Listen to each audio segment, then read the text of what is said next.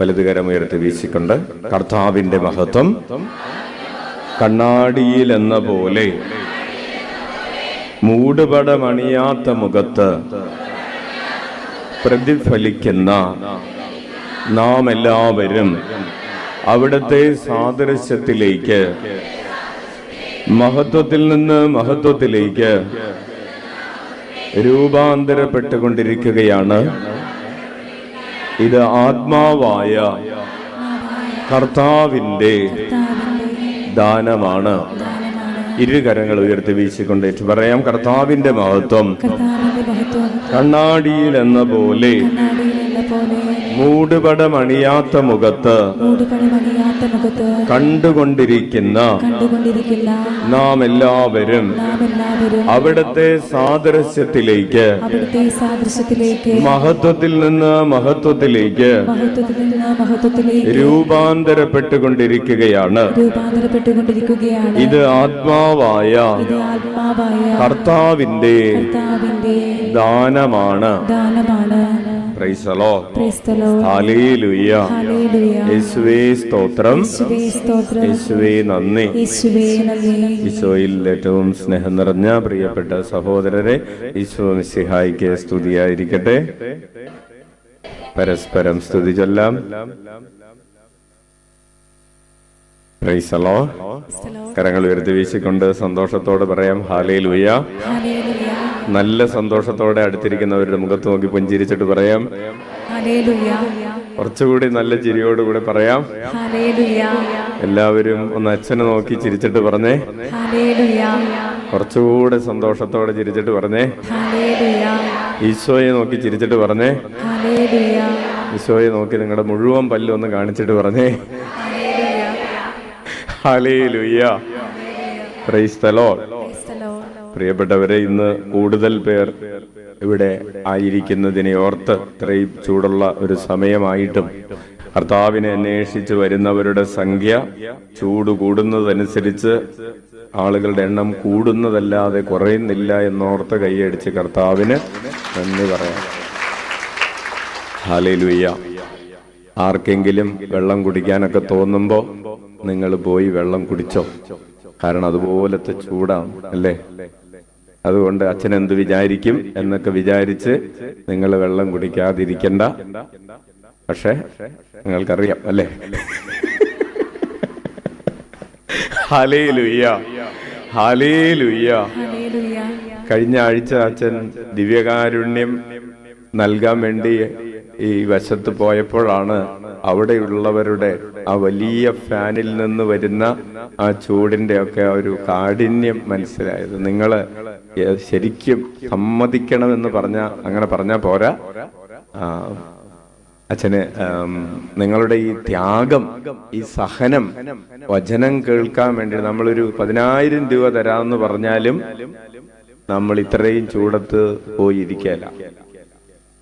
കർത്താവിന്റെ ഓടുള്ള നിങ്ങളുടെ ആ സ്നേഹവും വചനം കേൾക്കാനുള്ള തീഷ്ണതയും, ചൂടത്ത് ബസ്സിൽ കയറാൻ വീട്ടിൽ തന്നെ ഇരിക്കാൻ പറ്റാത്ത സമയത്താണ് തിങ്ങി നിറഞ്ഞ് ബസ്സിൽ കയറി അല്ലെങ്കിൽ ഒരു സ്കൂട്ടറിലൊക്കെ യാത്ര ചെയ്ത് കാല് കുത്താൻ പറ്റാത്ത വിധത്തിൽ റോഡൊക്കെ പൊള്ളിക്കിടക്കുന്ന ഈ സമയത്ത് വീട്ടിൽ നിന്ന് 2 മണിക്കൂർ, 4 മണിക്കൂർ, 5 മണിക്കൂറൊക്കെ യാത്ര ചെയ്ത് ഇവിടെ ഇങ്ങനെ വന്നിരുന്ന് മണിക്കൂറുകൾ ഇങ്ങനെ വചനം കേട്ട് ആരാധനയിൽ പങ്കെടുത്ത് സാക്ഷ്യങ്ങൾ കേട്ടൊക്കെ ഇങ്ങനെ ഇരിക്കുക എന്ന് പറയുന്നത്, പ്രിയപ്പെട്ടവരെ, അത് വിലമതിക്കാനാവാത്ത ഒരു കാര്യമാണ്. നിങ്ങൾ കർത്താവിന് കൊടുക്കുന്ന വില അത്രയുമേൽ വലുതാണ്. കർത്താവ് നിങ്ങൾക്ക് അതിന് പ്രതിഫലം തരും. കൈയടിച്ച് കർത്താവിന് നന്ദി പറയാം. Hallelujah, hallelujah.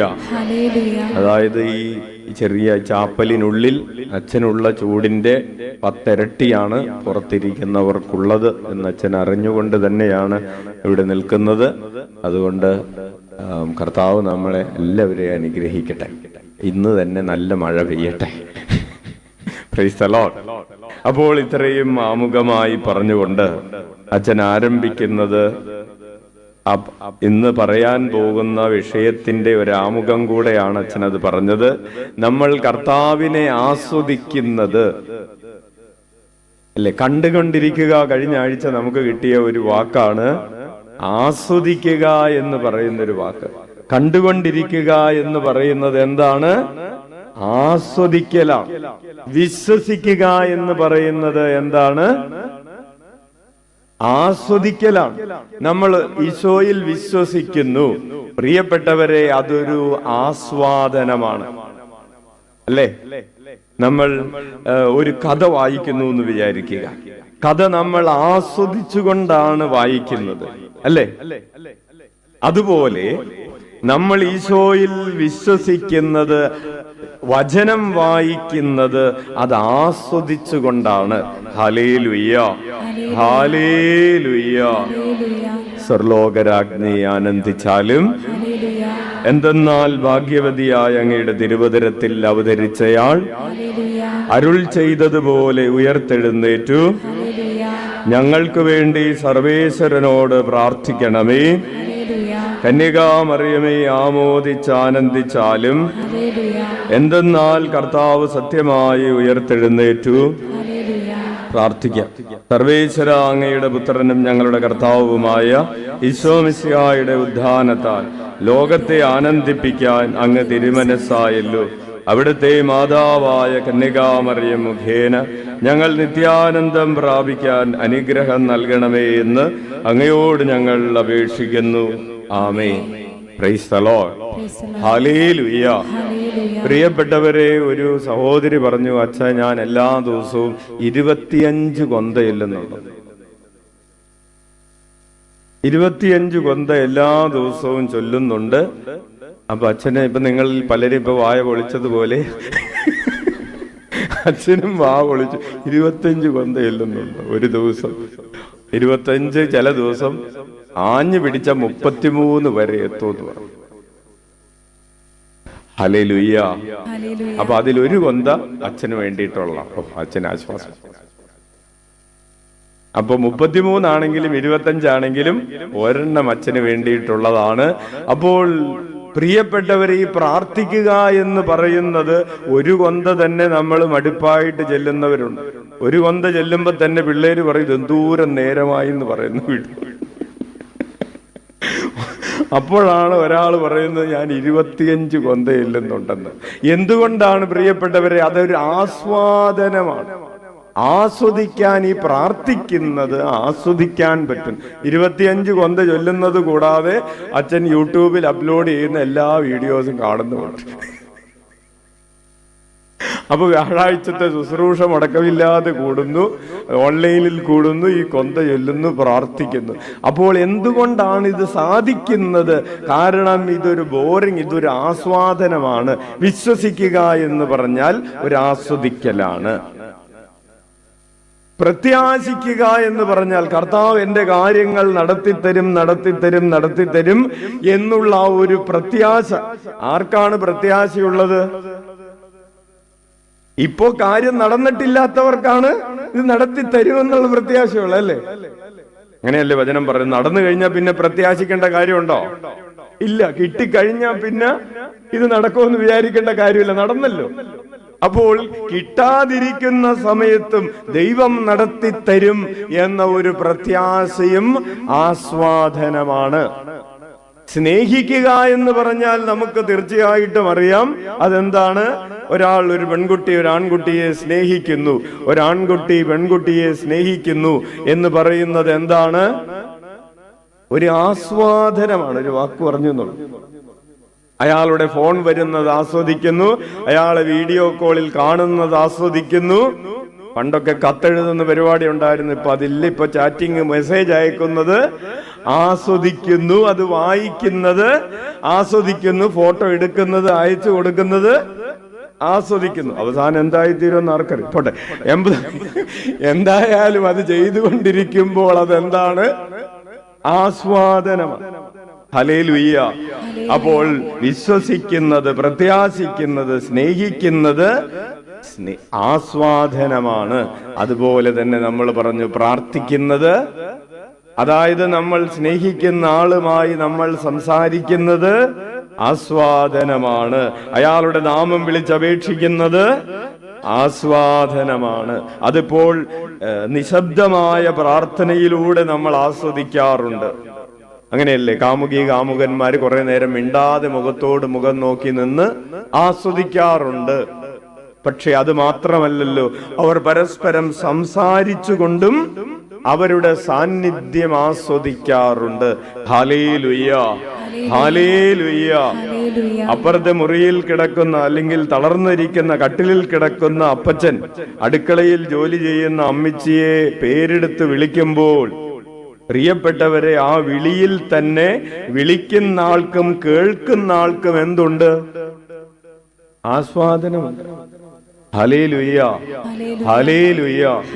അപ്പച്ചൻ എഴുന്നേറ്റ് നടക്കാൻ പറ്റാതിരുന്ന സമയത്ത് അമ്മച്ചി അടുക്കളയിൽ നിന്ന് വിളിക്കുമ്പോ എടി എൽസിയെ എന്ന് നീട്ടി വിളിക്കുന്നത് കേൾക്കുന്നത് തന്നെ എന്താണ്?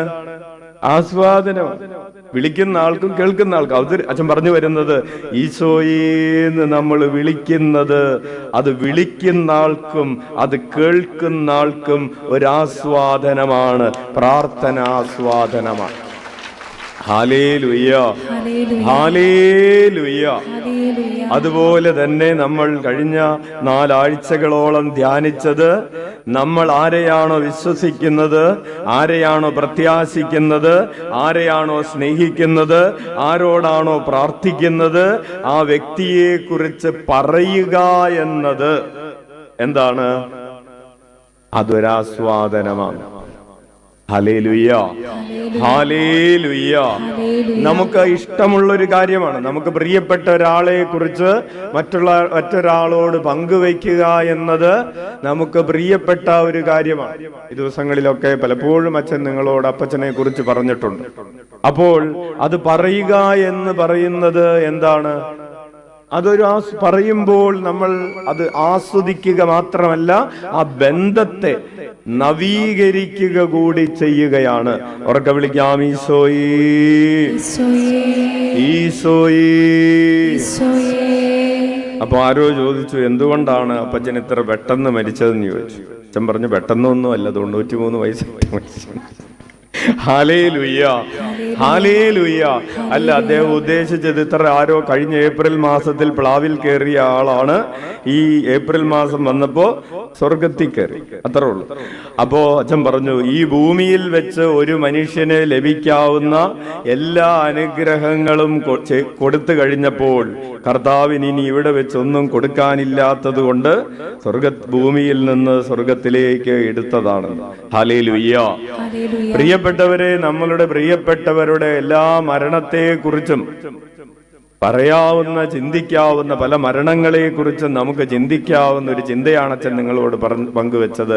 ഈ ഭൂമിയിൽ വെച്ച് ഇനി അനുഗ്രഹങ്ങളൊന്നും, കർത്താവിന് ഒരു സ്വഭാവമുണ്ട്, എപ്പോഴും ഇങ്ങനെ അനുഗ്രഹിച്ച് കൊടുത്തോണ്ടിരിക്കണം. അപ്പൊ ഈ ഭൂമിയിൽ വെച്ച് ഇനി ഒന്നും കൊടുക്കാനില്ല, കൊടുക്കാനുള്ളതൊക്കെ കൊടുത്തു തീർന്നു, എല്ലാം കൊടുത്തു. ഇനി സ്വർഗത്തിൽ വെച്ച് കൊടുക്കാനുള്ളതാണ് ബാക്കിയുള്ളത്. അപ്പോഴാണ് നമ്മളെ കർത്താവ് സ്വർഗത്തിലേക്ക് എടുക്കുന്നത്. ഹല്ലേലൂയ.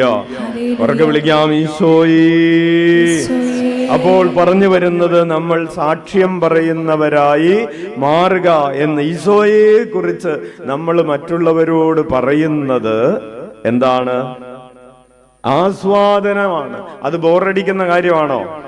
എന്തെങ്കിലും നിങ്ങൾക്ക് ഈശോയെ കുറിച്ച് മറ്റുള്ളവരോട് പറഞ്ഞ് ബോറടിച്ചിട്ടുണ്ടോ?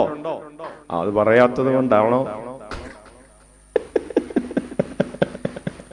ഇല്ല, ഈശോയെ കുറിച്ച് പറയാറുണ്ട്. പറയും തോറും വീണ്ടും പറയാൻ ഒരാഗ്രഹം.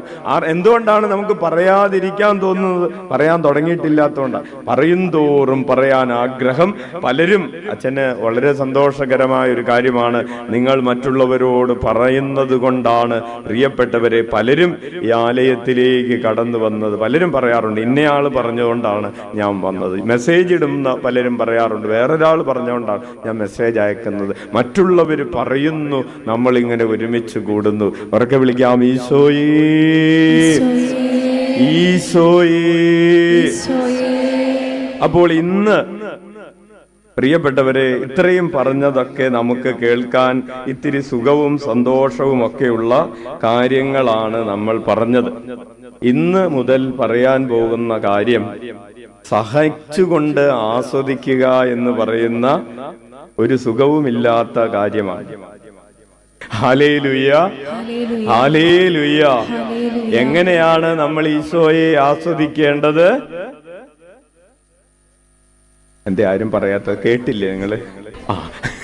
സഹിച്ചുകൊണ്ട് ഈശോയെ ആസ്വദിക്കുക. അങ്ങനെ ആസ്വദിക്കാൻ പറ്റുമോ? എങ്ങനെയാണ്? സഹനത്തിലൂടെ. നമുക്ക് എന്തുണ്ട്? നമുക്ക് എല്ലാവർക്കും ഉള്ളൊരു കാര്യം എന്താണ്?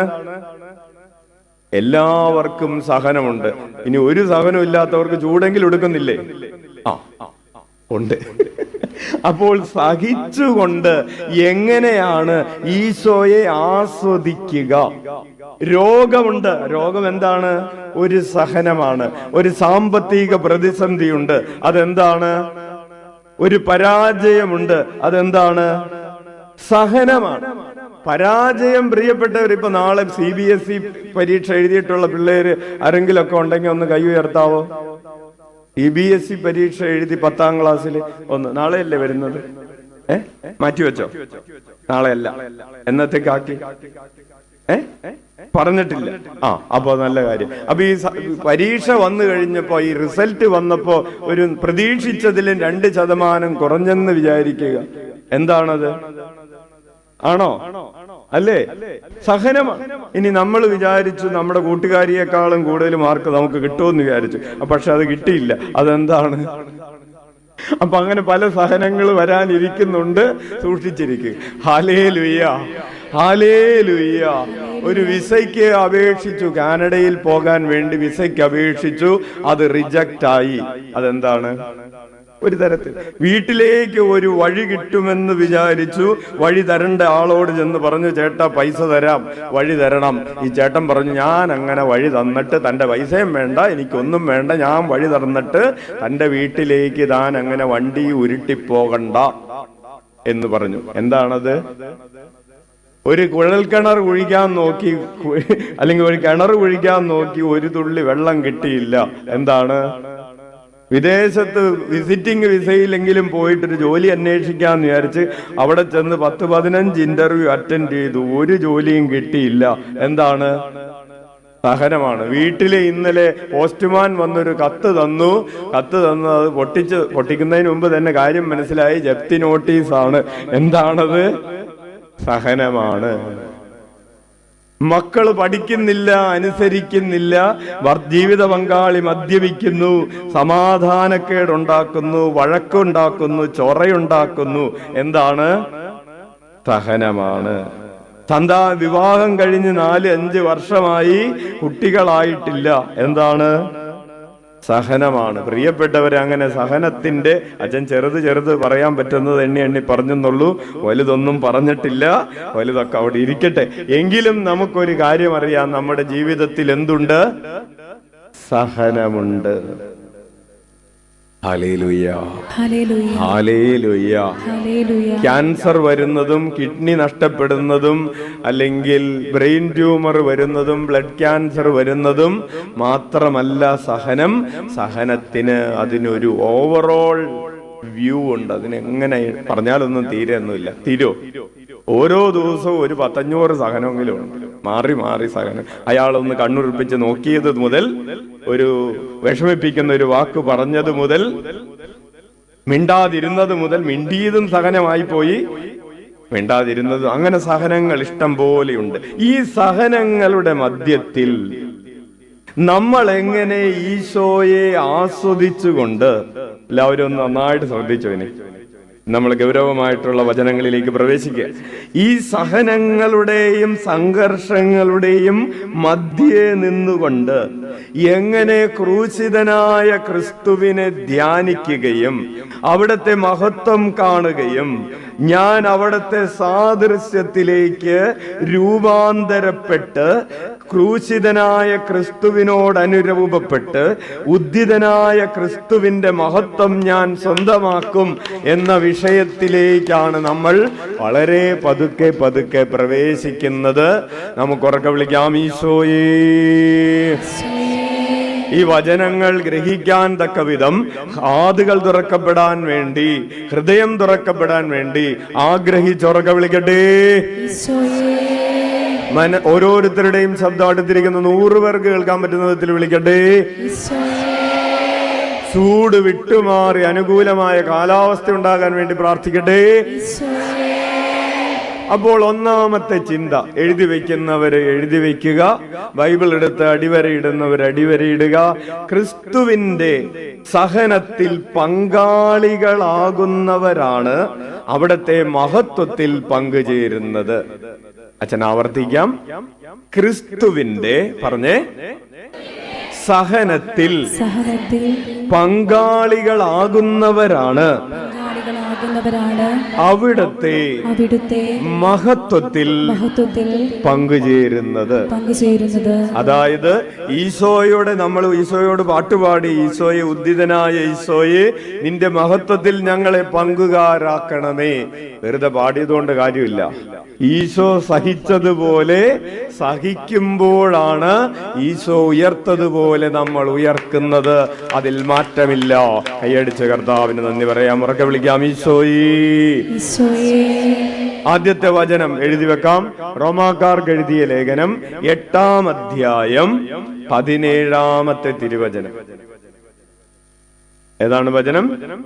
റോമ 8:17. പ്രിയപ്പെട്ടവരെ, നിങ്ങൾക്ക് കേൾക്കാൻ താല്പര്യമുള്ള ഒരു വിഷയമാണോ അച്ഛൻ പറഞ്ഞുകൊണ്ടിരിക്കുന്നത്? അല്ലേ? നിങ്ങൾ പുതിയ സഹനങ്ങളൊന്നും കിട്ടുന്നതിനെ കുറിച്ചല്ല അച്ഛൻ പറയുന്നത്. അതുകൊണ്ട് പേടിക്കണ്ട, പുതിയതൊന്നും കിട്ടൂല. ഇപ്പൊ ഉള്ളത് വെച്ചുകൊണ്ട് തന്നെ നമുക്ക് എങ്ങനെ മഹത്വം നേടാം എന്നതിനെ കുറിച്ചാണ് പറയാൻ പോകുന്നത്. അതുകൊണ്ട് നിങ്ങൾ ടെൻഷൻ അടിക്കണ്ട. പുതിയത് കർച്ച ഇപ്പൊ തന്നെ ഇഷ്ടം പോലെ ഉണ്ട്. ഇനി പുതിയത് വരുന്നു അതല്ല, പുതിയതല്ല, പഴയത് വെച്ചുകൊണ്ട് തന്നെയുള്ള കളിയാണ്. Hallelujah, hallelujah. അപ്പോൾ റോമ 8:17 നമുക്ക് ഒന്ന് ആരെങ്കിലും വായിച്ചേ.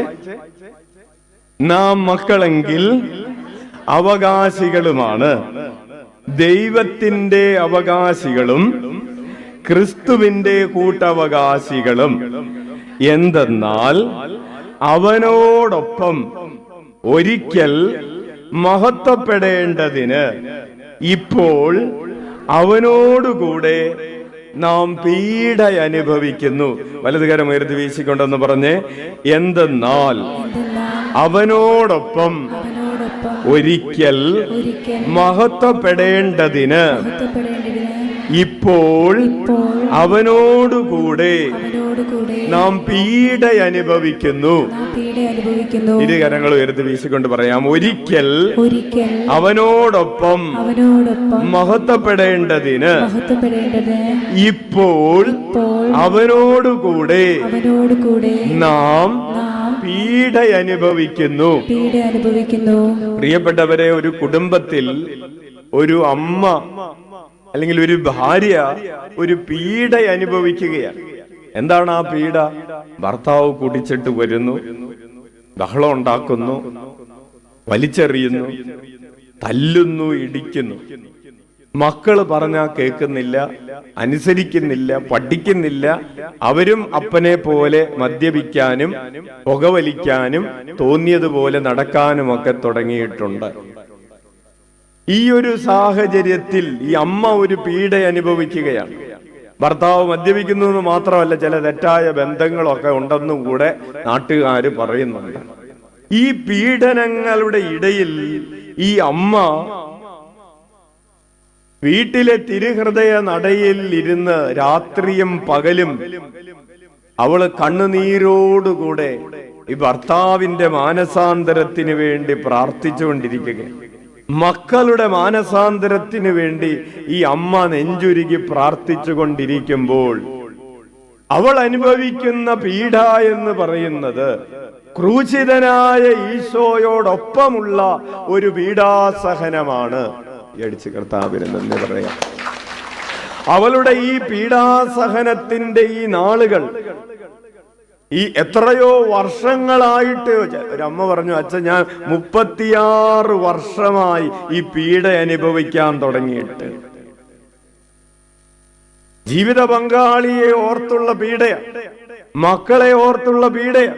അവർക്ക് രക്ഷ കിട്ടുന്നതിന് വേണ്ടിയുള്ള, അവർക്ക് വിശുദ്ധീകരണം ഉണ്ടാകുന്നതിന് വേണ്ടിയുള്ള, അവർക്ക് മാനസാന്തരം ഉണ്ടാകുന്നതിന് വേണ്ടിയുള്ള പീഡയാണ് ഈ അമ്മ, ഈ ഭാര്യ, ഈ കുടുംബത്തിൽ തിരുഹൃദയ നടയിൽ മുട്ടുകുത്തി കരങ്ങൾ വിരിച്ച് പ്രാർത്ഥിച്ചുകൊണ്ട് ഇവൾ കടന്നു പോകുന്നത്.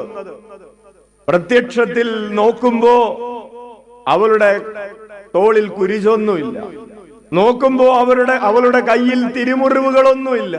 പക്ഷെ അവളുടെ ചങ്ക് നിറയെ മുറിവുകളാണ്. അവൾ മുറിവേറ്റ് പിടഞ്ഞുകൊണ്ടിരിക്കുകയാണ്. ചില നേരങ്ങളിൽ ചത്തുകളഞ്ഞാലോ എന്ന് തോന്നിയിട്ടുണ്ട്. അവൾ പറയാണ്, അച്ഛ, ചില നേരത്ത് ഭർത്താവ് കുടിച്ചു വന്ന് ഒച്ച ഉണ്ടാക്കി, ബഹളം ഉണ്ടാക്കി, തല്ലി പിടിച്ച് എല്ലാം കഴിഞ്ഞ് അവസാനം ബോധം കെട്ട് കിടന്നുറങ്ങുമ്പോ കൊന്നുകളഞ്ഞാലോ എന്നെനിക്ക് തോന്നിയിട്ടുണ്ടെന്ന്. പിന്നെ തോന്നും ചത്ത് കളഞ്ഞാലോ എന്ന് തോന്നിയിട്ടുണ്ട്. മക്കളെയും കൂട്ടി വിഷം കഴിച്ചാലോ എന്ന് തോന്നിയിട്ടുണ്ട്. പക്ഷെ അതിന്റെ ഒക്കെ നടുവില് എന്തു തോന്നുമ്പോഴും അവൾ കണ്ണുയർത്തുന്നത്, ഹൃദയമുയർത്തുന്നത് ആ ക്രൂശിത രൂപത്തിലേക്ക്. ക്രൂശിത രൂപം, വീട്ടിൽ തിരുഹൃദയ രൂപമുണ്ട്. ആ തിരുഹൃദയത്തിന്റെ മുൻപിൽ ഒരു ചെറിയ കുരിശ് മേടിച്ചു വെച്ചിട്ടുണ്ട്. അതിലേക്ക് നോക്കി അവൾ ചോദിക്കും, ഞാൻ കൊല്ലണോ, ഞാൻ ചാവണോ, ഞാൻ എന്ത് ചെയ്യണം? ക്രൂശിതൻ മിണ്ടാതെ കരങ്ങൾ വിരിച്ച് അവൻ മിണ്ടാതെ ഇങ്ങനെ കിടന്നിട്ട് പറയും, ഞാൻ ചെയ്തതുപോലെ ചെയ്യേ, ഞാൻ ചെയ്തതുപോലെ ചെയ്യെന്ന് പറയുമ്പോ അവളാ തിരുനടയിൽ, ഓരോ വീട്ടിലുമുണ്ടല്ലോ ഒരു തിരുനട എന്ന് പറയുന്നത്, അവിടെ മുട്ടുകുത്തി അവൾ കരങ്ങൾ വിരിച്ചു പിടിക്കും. പ്രിയപ്പെട്ടവരെ, ഇതിനെയാണ് പറയുന്നത് അവനോടൊപ്പം മഹത്വപ്പെടേണ്ടതിന് നാം ഇപ്പോൾ അവനോട് കൂടെ പീഡ അനുഭവിക്കുന്നു. അച്ഛനെ കേട്ടുകൊണ്ടിരിക്കുന്ന പ്രിയപ്പെട്ട ദൈവ പൈതലേ, നീ ഇന്ന് കടന്നു പോകുന്ന ചില നൊമ്പരങ്ങളുണ്ട്, ആരോടും പറയാത്ത ചില സങ്കടങ്ങളുണ്ട്, കരഞ്ഞ് കരഞ്ഞ് കണ്ണീർ വറ്റി കണ്ണ് വരണ്ടു പോയിരിക്കുന്ന സാഹചര്യങ്ങളുണ്ടെന്ന് ആരോട് പറയാൻ, എന്ത് പറയാൻ? പറഞ്ഞു പറഞ്ഞു മടുത്തു, കരഞ്ഞു കരഞ്ഞു മടുത്തു. ഇനി കരയുന്നില്ല, ഇനി പറയുന്നുമില്ല. ഇനി എന്താണ് ബാക്കിയുള്ളത്? ഇനി ഒന്നും ബാക്കിയില്ല എന്ന മട്ടിൽ കഴിയുന്ന ആളുകളുണ്ട്. കുഞ്ഞേ, നിനക്കുള്ള സുവിശേഷം അങ്ങനെയുള്ളവർക്ക് കൂടെ വേണ്ടിയാണ്. ക്രൂശിതന്റെ സുവിശേഷം പീഡ അനുഭവിക്കുന്നവർക്ക് വേണ്ടിയുള്ളതാണ്. കൈയടിച്ച കർത്താവിന് നന്ദി പറയാം. നീ ഇത് മനസ്സിൽ കരുതി വെച്ചോ. ഇന്നത്തെ ഇനി പറയാൻ പോകുന്ന വചനങ്ങളെല്ലാം നീ സഹിക്കുന്നവനാണെങ്കിൽ, നീ സഹിക്കുന്നവളാണെങ്കിൽ അത് നിനക്ക് വേണ്ടിയിട്ടുള്ള വചനമാണ് ഇന്ന് പ്രഘോഷിക്കപ്പെടുന്നത്. നിന്റെ മനസ്സിൽ, നിന്റെ ആത്മാവിൽ സാന്ത്വനത്തിന്റെ, സ്വർഗീയമായ ആശ്വാസത്തിന്റെ ഒരു പെരുമഴ കർത്താവ് വചനത്തിലൂടെ നിനക്ക് നൽകട്ടെ എന്ന് അച്ഛൻ ആഗ്രഹിക്കുന്നു, പ്രാർത്ഥിക്കുന്നു. ഹല്ലേലൂയ. അപ്പോൾ ഒന്നാമത്തെ വചനം പറയുകയാണ്, റോമാക്കാർക്ക് എഴുതിയ ലേഖനം 8:17 നമ്മളോട് പറയുകയാണ്, നീ ഇപ്പോൾ അനുഭവിക്കുന്ന പീഡനങ്ങൾ നീ കർത്താവിനോടുകൂടെ മഹത്വം അനുഭവിക്കുന്നതിനുള്ള മാർഗമാണ്. അപ്പോൾ ഒന്നാമത്തെ ചിന്ത എന്താണ് പ്രിയപ്പെട്ടവരെ? ക്രിസ്തുവിന്റെ സഹനത്തിൽ പങ്കാളികളാകുന്നവർ അവിടത്തെ മഹത്വത്തിൽ പങ്കുചേരും. വലതുകരം ഉയർത്തി വീശിക്കൊണ്ടെന്ന് പറഞ്ഞേ, ക്രിസ്തുവിന്റെ സഹനത്തിൽ പങ്കാളികളാകുന്നവരാണ് അവിടത്തെ മഹത്വത്തിൽ പങ്കുചേരുന്നത്. കിട്ടാൻ പോകുന്ന വലിയ അനുഗ്രഹത്തെ കുറിച്ച് ബോധ്യമുണ്ടെങ്കിലേ, പ്രത്യേകം മനസ്സിൽ സൂക്ഷിക്കണം കേട്ടോ, അതായത് നമുക്ക് ലഭിക്കാൻ പോകുന്ന വലിയ അനുഗ്രഹത്തെ കുറിച്ച് ബോധ്യമുണ്ടെങ്കിലേ നമ്മൾ ഈ സഹനം ഏറ്റെടുക്കുകയുള്ളൂ. ഉദാഹരണം പറയാം. കഴിഞ്ഞ ദിവസം ഒരു മകൾ വന്നിട്ട് പറഞ്ഞു, അച്ഛാ 14 പ്രാവശ്യം OET എഴുതി, 14. ഇനി എഴുതാൻ പോകുന്നത് 15ാമത്തെയാണ്. ഓരോ പ്രാവശ്യവും എഴുതുമ്പോ വിചാരിക്കും, തോക്കുമ്പോ വിചാരിക്കും അടുത്തത് കിട്ടും. അങ്ങനെ 14 എണ്ണം കഴിഞ്ഞു. പ്രിയപ്പെട്ടവരെ, എന്തുകൊണ്ടാണ് ഈ സഹനം ഏറ്റെടുക്കുന്നത്? ഇതൊരു സഹനമല്ലേ? ഇതൊരു നഷ്ടമല്ലേ? ഇതൊരു വേദനയല്ലേ?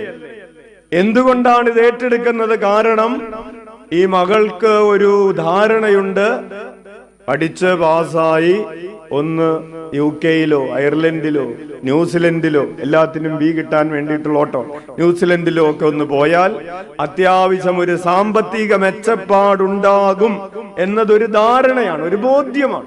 ഈ ബോധ്യത്തെ മുന്നിൽ കണ്ടിട്ടാണ് ഇപ്പോൾ ഈ സഹനങ്ങൾ മുഴുവനും ഏറ്റെടുക്കുന്നത്. ഓക്കെ, അവിടെ ചെന്ന് നിങ്ങൾക്കൊന്നും കിട്ടില്ല എന്ന് പറഞ്ഞ വല്ലോരും ഇതിന്റെ പുറകെ പോവോ?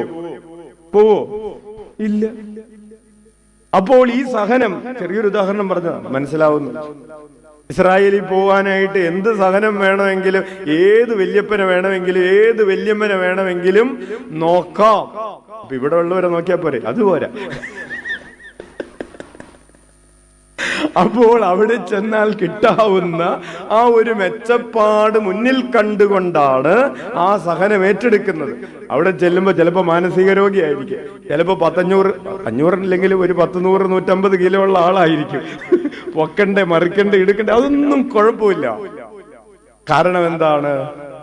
മാസം 1.25, 1.20, 1.5 കിട്ടുമ്പോ ആ പ്രശ്നം അങ്ങ് മാറും. അത്രേ ഉള്ളൂ. ഹല്ലേലൂയ. ഇതുപോലെ കർത്താവ് തരാനിരിക്കുന്ന നമുക്ക് എന്ത് കിട്ടാൻ പോകുന്നു എന്ന് എപ്പോഴും കൺമുൻപിൽ കണ്ടുകൊണ്ടിരിക്കുന്ന ഒരാൾക്ക്, അതാണ് പൗലോസ് പറഞ്ഞത്, വരാനിരിക്കുന്ന, ലഭിക്കാനിരിക്കുന്ന മഹത്വത്തോട് തുലനം ചെയ്യുമ്പോൾ ഇപ്പോൾ അനുഭവിക്കുന്ന കഷ്ടതകൾ നിസാരങ്ങളാണ്. കൈയടിച്ച് കർത്താവിന് നന്ദി പറയാം. ഉറക്കെ വിളിക്കാം, ഈശോയേ, ഈശോയേ, ഈശോയേ.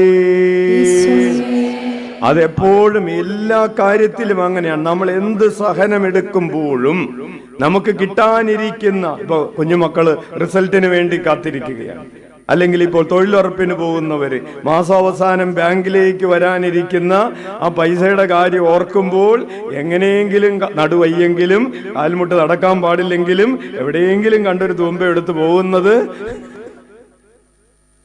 അക്കൗണ്ടിലേക്ക് വരാനിരിക്കുന്ന, ഇപ്പൊ ക്ലിയർ ആയല്ലേ, അക്കൗണ്ടിലേക്ക് വരാനിരിക്കുന്ന പൈസയുടെ കാര്യം ഓർത്തിട്ട് മാത്രമാണ് നമുക്ക് എങ്ങനെയെങ്കിലും ഒന്ന് എഴുന്നേറ്റ് പോകുന്നത്, അല്ലേ? പ്രൈസ് ദി ലോർഡ്, ഹല്ലേലൂയ. പ്രിയപ്പെട്ടവരെ, അത് തന്നെയാണ് ഈ പറഞ്ഞു വരുന്നത്. വരാനിരിക്കുന്ന, ലഭിക്കാനിരിക്കുന്ന മഹത്വത്തോട് തുലനം ചെയ്യുമ്പോൾ ഇപ്പോൾ അനുഭവിക്കുന്ന കഷ്ടതകൾ നിസാരമാണ്. ഉറക്കെ വിളിക്കാം, ഈശോയേ. അപ്പോൾ രണ്ടാമത്തെ വചനം എഴുതി വെച്ചോ. വളരെ സ്ലോവിലാ പോകുന്നത്, കാരണം അല്ലെങ്കിൽ തന്നെ വണ്ടി ചൂട് പിടിച്ച് കിടക്കാണ്. രണ്ടാമത്തെ വചനം ഫിലിപ്പിയർക്ക് എഴുതിയ ലേഖനം 3-ാം അധ്യായം 21-ാമത്തെ തിരുവചനം എഴുതി വെച്ചു. ഫിലിപ്പിയർക്ക് എഴുതിയ ലേഖനം 3-ാം അധ്യായം 21-ാമത്തെ തിരുവചനം കിട്ടിയോ? എടുത്തോ? മൊബൈലിലുള്ളവർക്കൊക്കെ എടുക്കാവുന്നതാണ്. വായിക്കാം. സകലത്തെയും തനിക്ക് കീഴ്പ്പെടുത്താൻ കഴിയുന്ന ശക്തി വഴി അവൻ നമ്മുടെ ദുർബല ശരീരത്തെ തന്റെ മഹത്വമുള്ള ശരീരം പോലെ രൂപാന്തരപ്പെടുത്തും. എല്ലാവരും ഒന്ന് വലതുകരം ഉയർത്തി വീശിക്കൊണ്ട് ഏറ്റുപറഞ്ഞ്, സകലത്തെയും തനിക്ക് കീഴ്പ്പെടുത്താൻ കഴിയുന്ന ശക്തി വഴി അവൻ നമ്മുടെ ദുർബല ശരീരത്തെ തന്റെ മഹത്വമുള്ള ശരീരം പോലെ രൂപാന്തരപ്പെടുത്തും. ഇരുകരങ്ങൾ ഉയർത്തി വീശിക്കൊണ്ടെന്ന് പറഞ്ഞ്, സകലത്തെയും തനിക്ക് കീഴ്പ്പെടുത്താൻ കഴിയുന്ന ശക്തി വഴി അവൻ നമ്മുടെ ദുർബല ശരീരത്തെ തന്റെ മഹത്വമുള്ള ശരീരം പോലെ രൂപാന്തരപ്പെടുത്തും. നമ്മുടെ ശരീരത്തിന് എന്ത് സംഭവിക്കുമെന്നാണ് എഴുതിയിരിക്കുന്നത്? നമ്മുടെ ശരീരത്തിന്, നമ്മുടെ ദുർബലമായ ശരീരത്തിന് ഒരു മാറ്റം സംഭവിക്കും. എന്താണ് ആ മാറ്റം?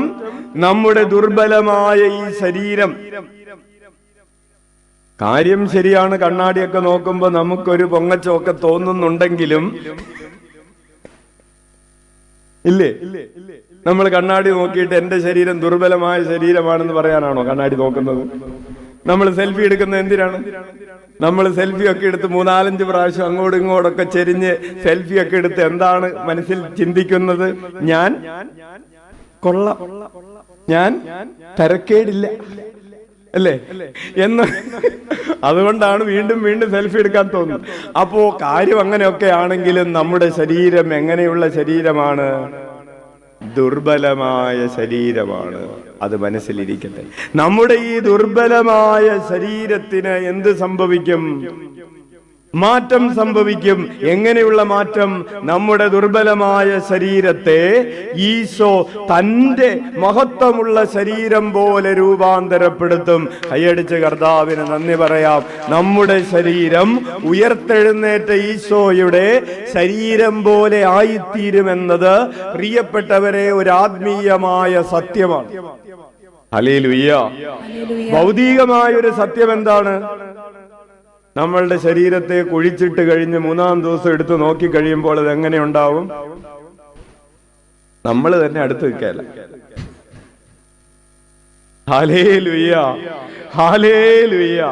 പക്ഷേ അതൊരു ഭൗതികമായ സത്യമായിരിക്കുന്നത് പോലെ ആത്മീയമായ സത്യമാണ് നമ്മുടെ ശരീരത്തിന്, ആത്മീയ ശരീരത്തിന് ഒരു രൂപാന്തരീകരണം സംഭവിച്ച് അത് ഈശോയുടെ ശരീരം പോലെ മഹത്വമുള്ളതായി തീരുന്നൊരു സമയമുണ്ടെന്നോർത്ത് കൈയടിച്ച് നന്ദി പറയാം. ഉറക്കെ വിളിക്കാം, ഈശോയേ. അപ്പോൾ ആർക്കാണിത് കിട്ടുന്നത്? വെറുതെ സഹിക്കുന്ന കുറെ ആളുകളുണ്ട്. ഒരു മകൾ വന്നിട്ട് പറഞ്ഞു, മകളാണോ മകനാണോ, അവളുടെ ആമാശയം പൊള്ളിയിരിക്കുകയാണ്, തൊണ്ട പൊള്ളിയിരിക്കുകയാണ്, ഭക്ഷണം കഴിക്കാൻ പറ്റുന്നില്ല. എന്താണത്? സഹനമാണ് അല്ലേ? തൊണ്ട പൊള്ളിയിരിക്കുന്നു, ഇവിടെ ഒക്കെ പൊള്ളിക്കിടക്കാണ് അകത്ത്, ഭക്ഷണം കഴിക്കാനൊന്നും പറ്റുന്നില്ല. അച്ഛന് ഭയങ്കര ആ സഹനം. അച്ഛൻ ചോദിച്ചു, എങ്ങനെയാണ് പൊള്ളിയത്? ഒരു ദേഷ്യത്തിനെ ആസിഡ് എടുത്ത് കുടിച്ചതാണ്. ഇപ്പൊ ദേഷ്യമൊക്കെ മാറി, വാശിയൊക്കെ മാറി, പക്ഷെ പൊള്ളല്. ഹല്ലേലൂയ, ഹല്ലേലൂയ, ഹല്ലേലൂയ. പ്രിയപ്പെട്ടവരെ, വിശ്വാസത്തിന്റെ ഫലമായ സഹനത്തിലൂടെയാണ് ഈ വെറുതെ തോന്നിയവാസം കാണിച്ച് സഹിക്കുന്ന കുറെ ആളുകളുണ്ട്. കൈ മുറിച്ചിട്ട് ഇപ്പൊ ഭയങ്കര വേദന. കൈ മുറിച്ചത് വിശ്വാസം മൂലമാണോ കൈ മുറിച്ചത്? അല്ല, തോന്നിയവാസം മൂലമാണ് കൈ മുറിച്ചത്. അപ്പോൾ ആ സഹനത്തെ കുറിച്ചല്ല അച്ഛൻ പറയുന്നത്, വിശ്വാസത്തിന്റെ ഫലമായ സഹനം. ഞാൻ ഈശോ ആഗ്രഹിക്കുന്ന രീതിയിൽ, ശ്രദ്ധിച്ചോ, ഞാൻ ഈശോ ആഗ്രഹിക്കുന്ന രീതിയിൽ ജീവിക്കാൻ ആഗ്രഹിക്കുന്നു. ഞാൻ സുവിശേഷത്തിൽ വിശ്വസിച്ച് ഈശോയോട് ചേർന്ന് ജീവിക്കാൻ ആഗ്രഹിക്കുന്നു. ആ ആഗ്രഹത്തിന്റെ ഫലമായി എനിക്കൊരു സഹനമുണ്ട്. ഒരു ഉദാഹരണത്തിന്, ഒരു ഭാര്യ വീട്ടിൽ ഒരു പ്രയാസം ഉണ്ടായപ്പോ, നേരത്തെ പറഞ്ഞ ഉദാഹരണങ്ങൾ പോലെ കുടുംബജീവിതത്തിൽ ഒരു പ്രയാസമുണ്ടായി. ഈ പ്രയാസമുണ്ടായപ്പോൾ അവൾക്ക് വേണമെങ്കിൽ ഒരു തീരുമാനമെടുക്കാം. വികാരിയച്ഛൻ വരെ പറഞ്ഞതാണ്. ഒരു അച്ഛന്റെ യഥാർത്ഥ ഒരു സംഭവം അച്ഛൻ ഓർക്കുന്നത്, അച്ഛന്റെ ഒരു സുഹൃത്തിനോട്, അവനോട് വികാരിയച്ഛൻ പറഞ്ഞതാണ്, വേണമെങ്കിൽ ഈ വിവാഹം ഇവിടെ വെച്ച് അവസാനിപ്പിച്ചോ, ഉപേക്ഷിച്ചോ എന്ന് പറഞ്ഞതാണ് ഭാര്യയെ. കാരണം ഭാര്യ വിദൂരത്ത് പോയിട്ട് തിരിച്ചു വന്നപ്പോൾ അവളുടെ ഉദരത്തിൽ ഒരു കുഞ്ഞുണ്ടായിരുന്നു. അവൾ സമ്മതിച്ചു, ഇത് നിങ്ങളുടെ കുഞ്ഞല്ല. അപ്പോൾ വികാരിയച്ഛൻ പറഞ്ഞു, വേണമെങ്കിൽ ഉപേക്ഷിക്കാം, അതിനുള്ള കാര്യങ്ങളൊക്കെ ഉണ്ട്. ഇയാള് പറഞ്ഞു, ചെറിയ കാര്യമല്ല അച്ഛൻ പറഞ്ഞുകൊണ്ടിരിക്കുന്നത്. ഇദ്ദേഹം പറഞ്ഞു, ഈ സഹോദരിയെ, എൻ്റെ മൂത്ത മകളുടെ അമ്മയാണവൾ. ഇപ്പോൾ അവൾ തെറ്റായിട്ടുള്ള ഒരു ബന്ധത്തിലൂടെ വീണ്ടും പ്രഗ്നന്റ് ആയിട്ടുണ്ട്, ശരി. പക്ഷേ അവളെ എന്നെ ഏൽപ്പിച്ചത് ഈശോയാണ്. ഈശോയോടുള്ള സ്നേഹവും വിശ്വാസവും ഉള്ളതുകൊണ്ട് ഞാൻ ഇവളെ ഭാര്യയായി തന്നെ അംഗീകരിച്ച് മുന്നോട്ട് കൂട്ടിക്കൊണ്ടുപോകുമെന്ന് പറഞ്ഞു. കൈയടിച്ച് കർത്താവിന് നന്ദി പറയാം. ഹല്ലേലൂയ, ഹല്ലേലൂയ, ഹല്ലേലൂയ. പ്രിയപ്പെട്ടവര്, രണ്ടുപേരും മരണമടഞ്ഞ്, രണ്ടുപേരും ഇല്ല, അവരുടെ മക്കളുണ്ട്. പ്രായമായിട്ടാണ്, അത്യാവശ്യം പ്രായമായിട്ടാണ്, 10-60 വയസ്സ് പ്രായമായിട്ടാണ് രണ്ടുപേരും മരിച്ചത്. ഭാര്യ മരിച്ച് ഒരു 3-4 മാസത്തിനുള്ളിൽ ഭർത്താവും മരിച്ചു. അപ്പോൾ പറഞ്ഞു വരുന്നത് ഈ സഹനവും അപമാനവും. എന്നിട്ട് ഈ മകൻ മരിച്ച മകന്റെ 25 വയസ്സോളം, 26 വയസ്സോളം, 26 വയസ്സായപ്പോഴാണ് ഈ അപ്പം മരിക്കുന്നത്. ഈ അപ്പൻ 26 കൊല്ലം ഈ മകനെ സ്വന്തം മകനായിട്ട് വളർത്തി. പ്രിയപ്പെട്ടവരെ, ഇന്ന് അച്ഛൻ ഈ പ്രസംഗം പറഞ്ഞുകൊണ്ടിരിക്കുന്ന സമയത്തും ഈ മകൻ അറിഞ്ഞുകൂടാ അവന്റെ അപ്പൻ അവൻ ഡാഡി എന്ന് വിളിക്കുന്ന ആളല്ല എന്ന്. ഹല്ലേലൂയ, ഹല്ലേലൂയ, ഹല്ലേലൂയ, ഹല്ലേലൂയ, ഹല്ലേലൂയ, ഹല്ലേലൂയ. ഈ പ്രസംഗം അവർ കേൾക്കാൻ ഒരു സാധ്യതയും ഇല്ലാത്തത് കൊണ്ടും അച്ഛൻ മലയാളത്തിൽ പറഞ്ഞുകൊണ്ടിരിക്കുന്നത് കൊണ്ടും അച്ഛനത് ധൈര്യമാണ്. അതുകൊണ്ടാണ് അച്ഛൻ ഇത് പറയുന്നത്. ഒരു മലയാളികൾ, വേറെ ദേശത്തുള്ള ആളുകൾ. അപ്പോൾ പറഞ്ഞു വരുന്നത്, കർത്താവിനെ പ്രതിയുള്ള സ്നേഹത്താലും വിശ്വാസത്താലും നീ സഹിക്കാൻ തീരുമാനമെടുക്കുമ്പോൾ ആ സഹനം വിശ്വാസത്തിന്റെ ഫലമായിട്ടുള്ള സഹനം, അത് നിന്നെ മഹത്വത്തിലെത്തിക്കും. കൈയടിച്ച് കർത്താവിന് നന്ദി പറയാം. വിശ്വാസത്തിന്റെ ഫലമായി ഈ സുഹൃത്ത് ആ സഹനമേറ്റെടുത്തുകൊണ്ട് പ്രിയപ്പെട്ടവരെ, ഈ അൾത്താരയിൽ നിന്ന്, ദിവ്യകാരുണ്യനാഥന്റെ തിരുസന്നിധിയിൽ നിന്ന് ഇയാളെ കുറിച്ചുള്ള ആ ജീവിതം ഒരു സാക്ഷ്യമായി, ഒരു വചനമായി, ഒരു മഹത്വമായി മാറിയത് നിങ്ങൾ കാണുന്നുണ്ടോ? അവർക്ക് വിളിക്കാം ഈശോയേ. അതുകൊണ്ടാണ് റോമാക്കാർക്ക് എഴുതിയ ലേഖനം, അടുത്ത വചനമാണ് റോമാക്കാർക്ക് എഴുതിയ ലേഖനം 12-ാം അധ്യായം 12-ാമത്തെ തിരുവചനം. റോമർ 12:12. റോമർ 12:12. ഒരുമിച്ച് വായിക്കാം. പ്രത്യാശയിൽ സന്തോഷിക്കുവിൻ, ക്ലേശങ്ങളിൽ സഹനശീലരായിരിക്കുവിൻ, പ്രാർത്ഥനയിൽ സ്ഥിരതയുള്ളവരായിരിക്കുവിൻ. നടുക്ക് കിടക്കുന്നത് എന്താണ്? ക്ലേശങ്ങളിൽ സഹനശീലരായിരിക്കുവിൻ. ഒരു സഹനം വരുമ്പോ, ഒരു വേദന വരുമ്പോ ഇട്ടിട്ട് ഓടുന്നതിനെയല്ല സഹനശീലം എന്ന് പറയുന്നത്. എന്താണ് സഹനശീലം? ക്ലേശങ്ങളിൽ. നമ്മൾ ഒരു ത്രില്ലിംഗ് ആയിട്ടുള്ളൊരു സിനിമ കണ്ടുകൊണ്ടിരിക്കുകയാണ്. മഞ്ഞുമ്മൽ ബോയ്സ് കണ്ടുകൊണ്ടിരിക്കും. ഞാൻ കണ്ടിട്ടില്ല, പറഞ്ഞു. അപ്പോൾ അത് ഭയങ്കര ത്രില്ലിംഗ് ആയിട്ടുള്ളൊരു സംഭവമാണ്. അപ്പൊ ഇത് കണ്ടുകൊണ്ടിരിക്കുമ്പോ എന്തുണ്ടാകും? ദാഹം വരും, ചൂട് വരും. പക്ഷെ എന്ത് ചെയ്യും? നമ്മൾ എഴുന്നേറ്റ് പോവോ? എഴുന്നേറ്റ് പോവില്ല. അതിനെ അവിടെ ഇരിക്കും. അല്ലെങ്കിൽ കൊച്ച് സീരിയല് കണ്ടുകൊണ്ടിരിക്കുമ്പോഴാണ് കൊച്ചു പറയുന്നത് അമ്മ ചോറ് എന്ന് പറയുന്നത്. അപ്പൊ അമ്മ പറയും അവിടെ ഇരിക്കുന്നത് കഴിയട്ടെ, അവിടെ ഇരിക്കുന്നത് കഴിയട്ടെ, അവിടെ ഇരിക്കുന്നത് കഴിയട്ടെ. വെള്ളം കുടിക്കണം എന്ന് പറയുമ്പോ അവിടെ ഇരിക്കുന്നത് കഴിയട്ടെ, അവിടെ ഇരിക്കുന്നത് കഴിയട്ടെ എന്ന് പറയും. അത് മനസ്സിലായില്ലേ? Hallelujah, hallelujah. അതുപോലെ ചില പ്രയാസങ്ങൾ നിന്റെ ജീവിതത്തിൽ വരുമ്പോ നീ പറയുമോ അവിടെ ഇരിക്കേ, ഇത് കഴിയട്ടെ. ക്ലേശങ്ങളിൽ സഹനശീലരായിരിക്കുവിൻ. നിനക്കെതിരെ ഒരു പ്രതിസന്ധി ഉണ്ടാകുമ്പോ അപ്പോ തന്നെ നീ കയറ് പൊട്ടിക്കാൻ പോട്ടെ. നിനക്കെതിരെ ഒരാളൊരു വാക്ക് പറയുമ്പോ അപ്പോ തന്നെ പറഞ്ഞതിന് മുഴുവൻ നീ തിരിച്ചു പറയാൻ പോകണ്ട. ക്ലേശങ്ങളിൽ സഹനശീലരായിരിക്കുവിൻ വചനമാണ്. പ്രിയപ്പെട്ടവരെ, തിമോത്തിക്ക് എഴുതിയ 2-ാം ലേഖനം 4-ാം അധ്യായം 5-ാമത്തെ തിരുവചനം, അടുത്ത വചനം 4-ാമത്തെ വചനമാണ്. 2 തിമോത്തി എഴുതി വെച്ചോ. 2 തിമോത്തി 4:5 വായിക്കാം.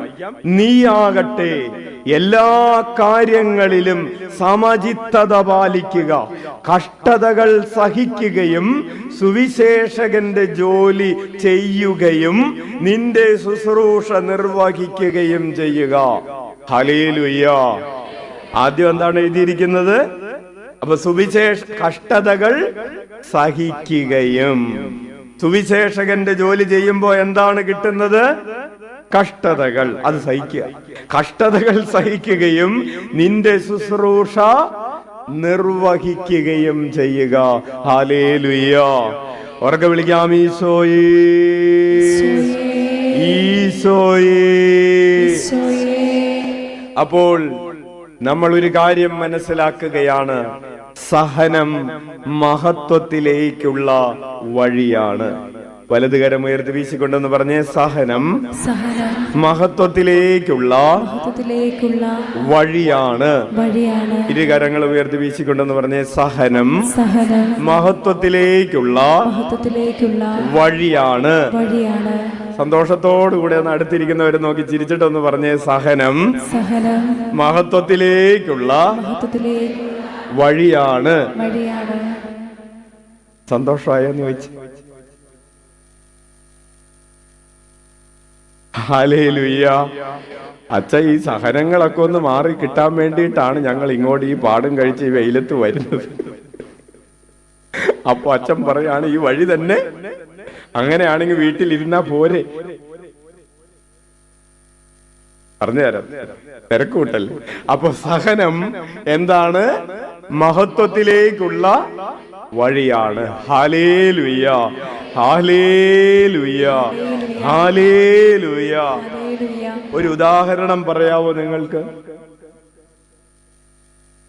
ഈശോ പ്രിയപ്പെട്ടവരെ എങ്ങനെയാണ് ഉയർപ്പിന്റെ മഹത്വത്തിലേക്ക് എത്തിയത്? സഹനത്തിലൂടെയാണ്. സഹനം മഹത്വത്തിലേക്കുള്ള വഴിയാണ്. ഏറ്റവും വലിയ, അതായത് വലിയ സഹനങ്ങളിൽ ഒന്ന്, പെട്ടെന്ന് ഓർക്കുന്നത് പറയാം. നമുക്ക് പാപം ചെയ്യാൻ ഒരു പ്രലോഭനമുണ്ടാകുന്നു. ഓക്കെ, പാപം ചെയ്യാൻ പ്രലോഭനമുണ്ടാകുമ്പോൾ ഒരു ജഡികാസക്തിയുടെ പ്രലോഭനമാണെന്ന് വിചാരിക്കുക. കണ്ണിന്റെ ദുരാശയുടെ ഒരു പ്രലോഭനമാണെന്ന് വിചാരിക്കുക. മദ്യപിക്കാനുള്ള ഒരു പ്രലോഭനമാണെന്ന് വിചാരിക്കുക. ഒരു വ്യഭിചാരത്തിനുള്ള പ്രലോഭനമാണ്, ഒരു തെറ്റായ ഫോൺ വിളിക്കുള്ള ഒരു പ്രലോഭനമാണെന്ന് വിചാരിക്കുക. ഈ പ്രലോഭനം അതിജീവിക്കുന്ന ഇതുമായിട്ട് നമ്മുടെ ആത്മാവ് കിടന്ന് സ്ട്രഗിൾ ചെയ്യുകയാണ്. കാരണം പിശാച് പിടിച്ച് പാപത്തിലേക്ക് വലിക്കുന്നു, ആത്മാവ് പിടിച്ച് പുണ്യത്തിലേക്ക് വലിക്കും. ഇതിന് രണ്ടിന്റെ നടുക്ക് കൈയും കാലും വലിഞ്ഞു കീറുന്നത് ആർക്കാണ്? ഈ പാപം ചെയ്യാതിരിക്കാനുള്ള ഒരു സഹനമുണ്ട് പ്രിയപ്പെട്ടവരെ. തിന്മ ചെയ്യാതിരിക്കാനുള്ള ഈ സഹനം നമ്മെ എങ്ങോട്ട് നയിക്കുന്നു എന്നാണ് പറഞ്ഞത്? മഹത്വത്തിലേക്ക്. ഈ സഹനത്തിൽ നമ്മൾ നിലനിൽക്കുമ്പോൾ, ക്ലേശങ്ങളിൽ സഹനശീലരായിരിക്കുമ്പോൾ നമുക്ക് എന്ത് ലഭിക്കുന്നു? മഹത്വത്തിലേക്ക് നമ്മൾ നടക്കുകയാണ്. പാപം ചെയ്യാനുള്ളൊരു പ്രലോഭനം ഉണ്ടാകുന്നു, അവൻ പാപം ചെയ്യുന്നു. അവൻ എന്തെങ്കിലും സഹനം ഉണ്ടോ? ഇല്ല. കള്ളുകുടിക്കാനുള്ളൊരു പ്രലോഭനം ഉണ്ടാകുന്നു, അവൻ മദ്യപിക്കുന്നു, അവനെന്തെങ്കിലും സഹനം ഉണ്ടോ? ഇല്ല. അപ്പോ തൽക്കാലത്തേക്ക് ഒരു സഹനവും ഇല്ല. Hallelujah, hallelujah. പിന്നെ അവന് കള്ളുകുടിക്കാനുള്ള പ്രലോഭനത്തിന്റെ സഹനം, പിന്നെ അവസാനം ആശുപത്രി പോകുമ്പോ ലിവർ സിറോസിസ് ആണ് എന്ന് പറയുമ്പോൾ ഉള്ള സഹനം ഉണ്ടാവും. അത് പിന്നീടാ. ഹല്ലേലൂയ. അപ്പോൾ അടുത്ത വചനം എഴുതി വെച്ച റോമാക്കാർക്ക് എഴുതിയ ലേഖനം 8-ാം അധ്യായം 35 മുതൽ 39 വരെയുള്ള തിരുവചനങ്ങൾ. റോമാക്കാർക്ക് എഴുതിയ ലേഖനം 8-ാം അധ്യായം 35 മുതൽ 39 വരെയുള്ള തിരുവചനങ്ങൾ നമുക്ക് വായിക്കാം. ക്രിസ്തുവിന്റെ സ്നേഹത്തിൽ നിന്ന് ആര് നമ്മെ വേർപെടുത്തും? ക്ലേശമോ, ദുരിതമോ, പീഡനമോ, പട്ടിണിയോ, നഗ്നതയോ, ആപത്തോ, വാളോ? പീഡനം വരുന്നു, നമ്മൾ ഈശോയെ ഉപേക്ഷിച്ചു പോകുമോ? ആരും മിണ്ടുന്നില്ലേ? പോകുമോ? പട്ടിണി വരുന്നു, വേറൊരാൾ പറയുന്നു നിങ്ങൾ ഈശോയെ ഉപേക്ഷിച്ചാൽ നിങ്ങൾക്ക് ഭക്ഷണം തരാം, നീ ക്രിസ്തുവിനെ ഉപേക്ഷിക്കുമോ? ദുരിതം വരുന്നു, നഗ്നത വരുന്നു, ആപത്ത് വരുന്നു, വാള് വരുന്നു, നീ ഈശോയെ ഉപേക്ഷിക്കുമോ? പ്രിയപ്പെട്ടവരെ, ഒരു ഗർഭിണിയുടെ മുമ്പിൽ മതതീവ്രവാദികൾ, അച്ഛൻ പറയുന്നത് കേരളത്തിലെ കഥയല്ല, ഇന്ത്യയിലെ കഥയാണ്. മതതീവ്രവാദികൾ ഒരു ഗർഭിണിയുടെ മുൻപിൽ ഒരു വാളും പിടിച്ചു നിൽക്കുകയാണ്. അവളോട് ചോദിച്ചു, നീ ഈശോയെ ഉപേക്ഷിക്കുമോ? നീ ക്രിസ്തുവിനെ ഉപേക്ഷിക്കുമോ? അവള് പറഞ്ഞു, ഞാൻ ക്രിസ്തുവിനെ ഉപേക്ഷിക്കുകയില്ല എന്ന് പറഞ്ഞ് അവളുടെ ഭാഷയിൽ അവൾ ഈശോയെ എന്നുറക്കെ വിളിച്ചു. ആ വാള് അവളുടെ ഉദരം പിളർന്ന് അവളെയും ഉദരത്തിലുള്ള കുഞ്ഞിനെയും കൊന്നു.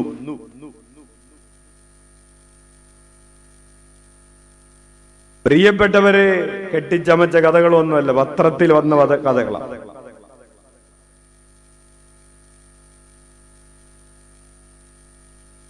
സ്ഥലത്തിന്റെ പേരൊന്നും പറയുന്നില്ല. അപ്പോൾ പറഞ്ഞു വരുന്നത് ക്ലേശവും, ദുരിതവും, പീഡനവും, പട്ടിണിയും, നഗ്നതയും, ആപത്തും, വാളും നിന്റെ മുമ്പിൽ നിങ്ങനെ നിരന്നു നിൽക്കുമ്പോ നീ ക്രിസ്തുവിന്റെ സ്നേഹത്തിൽ നിന്ന് വേർപെടുമോ? ഇങ്ങനെ എഴുതപ്പെട്ടിരിക്കുന്നു, നിന്നെ പ്രതി ഞങ്ങൾ ദിവസം മുഴുവൻ വധിക്കപ്പെടുന്നു, കൊലയ്ക്കുള്ള ആടുകളെ പോലെ കരുതപ്പെടുകയും ചെയ്യുന്നു. നമ്മെ സ്നേഹിച്ചവൻ മുഖാന്തിരം ഇവയിലെല്ലാം നാം പൂർണ്ണ വിജയം വരിക്കുന്നു. എന്തെന്നാൽ മരണത്തിനോ ജീവനോ ദൂതന്മാർക്കോ അധികാരങ്ങൾക്കോ ഇക്കാലത്തുള്ളവയ്ക്കോ വരാനിരിക്കുന്നവയ്ക്കോ ശക്തികൾക്കോ ഉയരത്തിനോ ആഴത്തിനോ മറ്റെന്തെങ്കിലും സൃഷ്ടിക്കോ നമ്മുടെ കർത്താവായ യേശു ക്രിസ്തുവിലൂടെയുള്ള ദൈവസ്നേഹത്തിൽ നിന്ന് നമ്മെ വേർപെടുത്താൻ കഴിയുകയില്ലെന്ന്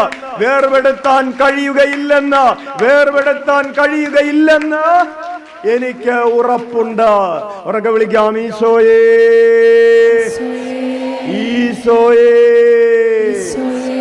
അപ്പോൾ ജീവിതത്തിൽ ഉണ്ടാകുന്ന നിന്റെ സഹനങ്ങളിൽ നീ കർത്താവിനോട് ചേർന്ന് നിന്നാൽ സഹനം, പ്രിയപ്പെട്ട കുഞ്ഞേ, മഹത്വത്തിലേക്കുള്ള വഴിയാണ്.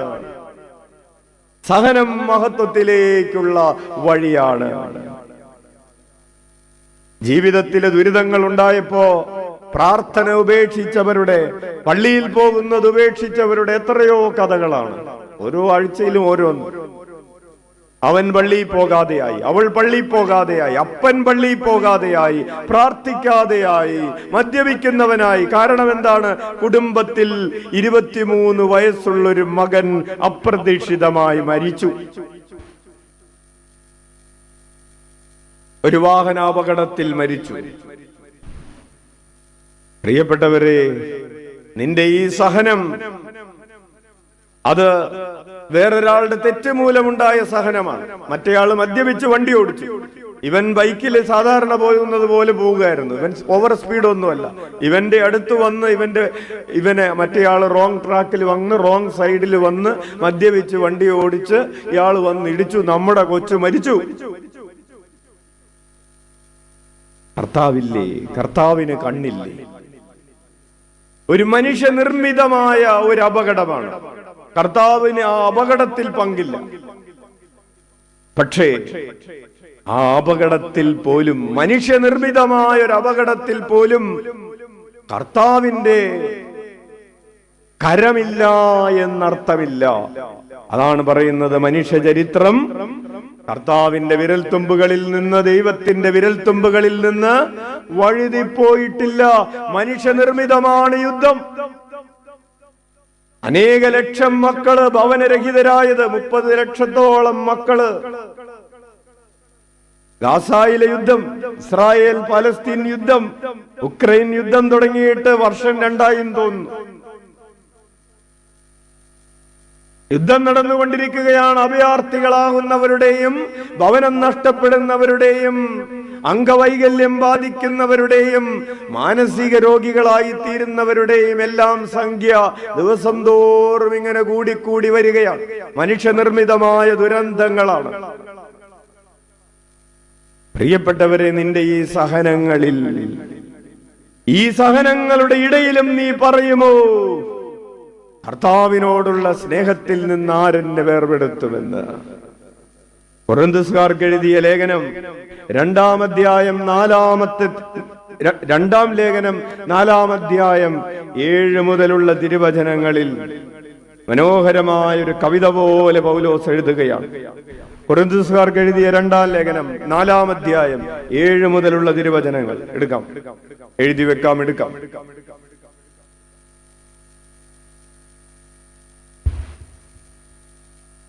പരമമായ ശക്തി ദൈവത്തിൻ്റെതാണ്, ഞങ്ങളുടേതല്ല. നമ്മുടെ ജീവിതത്തിലെ പല കാര്യങ്ങളുടെയും പിടിവിട്ടുപോയി എന്ന് നമ്മൾ പറയുന്ന സമയമുണ്ട്. നമുക്ക് രോഗം വരുമ്പോ ഒരു കോൺഫിഡൻസ് ഉണ്ട്. എന്താണ് ഒരു രോഗം വന്നാൽ നമുക്കൊരു കോൺഫിഡൻസ് ഉള്ളത്? ആശുപത്രി പോ, എന്ത് പനിയാണോ? അതിനിപ്പോ ടെൻഷൻ അടിക്കണം, എന്തിനാ പനിയാണെന്ന് പറഞ്ഞു നമുക്ക് ആശുപത്രി പോ, മരുന്ന് മേടിക്കാം, അല്ലേ? അങ്ങനെ നമുക്ക് ഏത് രോഗം വന്നാലും ഒരു കോൺഫിഡൻസ് ഉണ്ടായിരുന്ന ഒരു കാലത്ത് ഒരു രോഗം വന്നു, ആളുകൾ മരിച്ചു വീഴുന്നു, ആശുപത്രിക്കാര് പറയുന്നു ആശുപത്രിയിലേക്ക് വരണ്ട. കോവിഡിന്റെ കാര്യം അച്ഛൻ പറഞ്ഞിട്ടില്ല.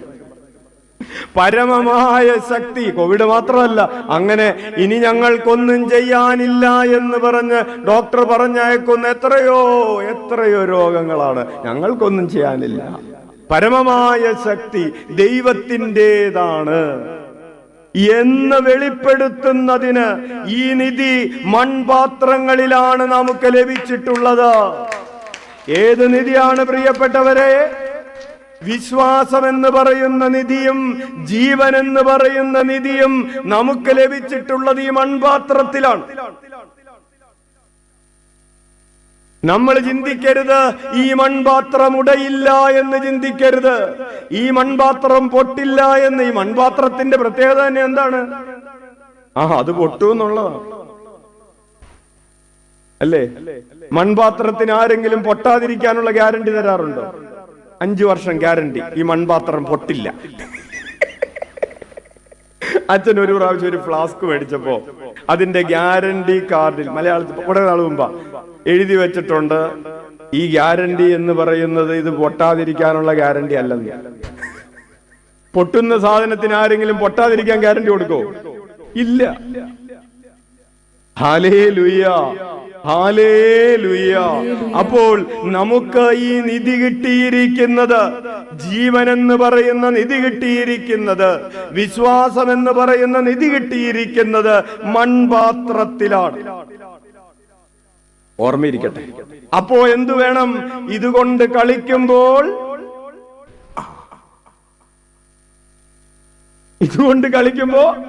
സൂക്ഷിച്ച് കളിച്ചോളണം. ഇത് കയ്യിലെടുക്കുമ്പോഴും ഇത് താഴെ വെക്കുമ്പോഴും സൂക്ഷിച്ചു വെക്കണം. മൺപാത്രത്തിൽ ചായ കുടിച്ചിട്ട് തപ്പേന്ന് പറഞ്ഞപ്പോ അല്ലെ, ചില പിള്ളേര്, ചില മുതിർന്നവരൊക്കെ അങ്ങനെ ചെയ്യുന്ന കണ്ടിട്ടുണ്ട്. ഇങ്ങനെ വെള്ളം കുടിക്കുന്നു, അത് മറ്റേ വേറെ വെള്ളം കുടിക്കുമ്പോഴാണ് ഇത്തിരി ശക്തിയൊക്കെ കൂടുന്നത്. ഇങ്ങനെ ഗ്ലാസ് കുടിച്ചിട്ട് ഒരു ആവേശത്തിന് ഗ്ലാസ് എന്ന് പറഞ്ഞു വെക്കുന്നു, ഇല്ലേ? ഹല്ലേലൂയ. മൺപാത്രം നിങ്ങൾ അങ്ങനെ ഒന്ന് വെച്ച് നോക്ക്, അടുത്തത് ഒഴിക്കാൻ വേറെ എടുക്കേണ്ട വരും. ഹല്ലേലൂയ. അപ്പോൾ നമുക്ക് ഈ ശക്തി എന്തിനാണിത് മൺപാത്രത്തിൽ തന്നിരിക്കുന്നത്? ദൈവത്തിനൊരു പർപ്പസ് ഉണ്ടെന്ന്, ദൈവത്തിനൊരു ലക്ഷ്യമുണ്ട്. നീ ഇത് സൂക്ഷിച്ചുപയോഗിച്ചു കൊള്ളണം. ഞങ്ങൾ എല്ലാവിധത്തിലും ഞെരുക്കപ്പെടുന്നു. ഞെരുക്കമുണ്ടാകാം. ഒരു പ്രേക്ഷിതൻ എന്ന നിലയിൽ, ഒരു വിശ്വാസി എന്ന നിലയിൽ നിനക്കെന്തുണ്ട്? ഞെരുക്കമുണ്ട്. പക്ഷെ നീ തകർക്കപ്പെട്ടിട്ടില്ല. വിഷമിപ്പിക്കപ്പെടുന്നു, ഭഗ്നാശരാകുന്നില്ല, ആശയറ്റുപോയിട്ടില്ല. പീഡിപ്പിക്കപ്പെടുന്നു, പരിത്യജിക്കപ്പെട്ടിട്ടില്ല. അടിച്ചു വീഴ്ത്തപ്പെടുന്നു, നശിപ്പിക്കപ്പെടുന്നില്ല. യേശുവിന്റെ ജീവൻ ഞങ്ങളുടെ ശരീരത്തിൽ പ്രത്യക്ഷമാകുന്നതിന് അവിടുത്തെ മരണം ഞങ്ങൾ എല്ലായ്പ്പോഴും ശരീരത്തിൽ സംവഹിക്കുന്നു. വലതുകരം ഉയർത്തി വീശിക്കൊണ്ട് പറയാം, യേശുവിന്റെ ജീവൻ ഞങ്ങളുടെ ശരീരത്തിൽ പ്രത്യക്ഷമാകുന്നതിന് അവിടുത്തെ മരണം ഞങ്ങൾ എല്ലായ്പ്പോഴും ശരീരത്തിൽ സംവഹിക്കുന്നു. വിളിക്കാം, ഈശോയേ. ഇപ്പോ വായിച്ച വചനം പ്രിയപ്പെട്ടവരെ ശ്രദ്ധിക്കേണ്ട ഒരു വചനവാക്യമാണ്. ആരുടെ ജീവനാണ് എന്റെ ശരീരത്തിൽ പ്രത്യക്ഷപ്പെടുന്നത്? നിങ്ങൾ അടുത്തിരിക്കുന്ന ആളുടെ മുഖത്തൊന്ന് നോക്കുക. ആരുടെ ജീവനാണ് നിങ്ങളുടെ മുഖത്ത് പ്രത്യക്ഷപ്പെടുന്നത്? സത്യമാണോ എന്ന് അടുത്തിരിക്കുന്ന ആളോടൊന്ന് ചോദിക്കും. Hallelujah, hallelujah. നമ്മുടെ ശരീരത്തിൽ പ്രത്യക്ഷപ്പെടുന്നത് അതാണ്, ചെറിയ കാര്യമൊന്നുമല്ല. പൗലോസ് ഇങ്ങനെ പറഞ്ഞു പോകുന്നത്, നമ്മുടെ ശരീരത്തിൽ പ്രത്യക്ഷപ്പെടുന്നത് ഈശോയുടെ ജീവനാണ്. ഈശോയുടെ ജീവൻ എന്റെ ശരീരത്തിൽ പ്രത്യക്ഷപ്പെടണം. എന്റെ കണ്ണിൽ ആരുടെ കണ്ണ് പ്രത്യക്ഷപ്പെടണമെന്ന്, എന്റെ കയ്യിൽ ആരുടെ കൈ പ്രത്യക്ഷപ്പെടണമെന്ന്, എന്റെ ചങ്കിൽ ആരുടെ ചങ്ക് പ്രത്യക്ഷപ്പെടണം, എന്റെ നാവിൽ ആരുടെ നാവ് പ്രത്യക്ഷപ്പെടണം. ഹല്ലേലൂയ. അതുകൊണ്ടാണ് നമ്മൾ വീട്ടിൽ സംസാരിക്കുമ്പോൾ ആര് സംസാരിക്കുന്നത് പോലെ സംസാരിക്കുന്നത്?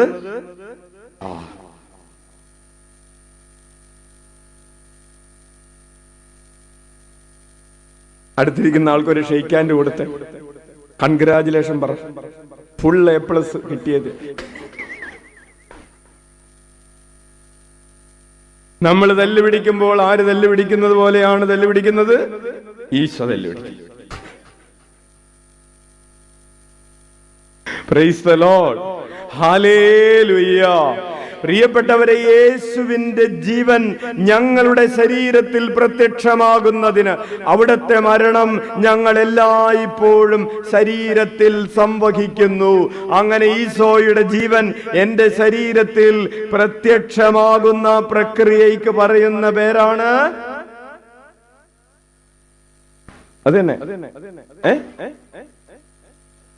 ആദ്യം ശരി പറഞ്ഞു, അതിക്ക് മുമ്പ് പറഞ്ഞത് രൂപാന്തരീകരണം. പറഞ്ഞവർക്കൊക്കെ കൈയടിച്ച് സമ്മാനം.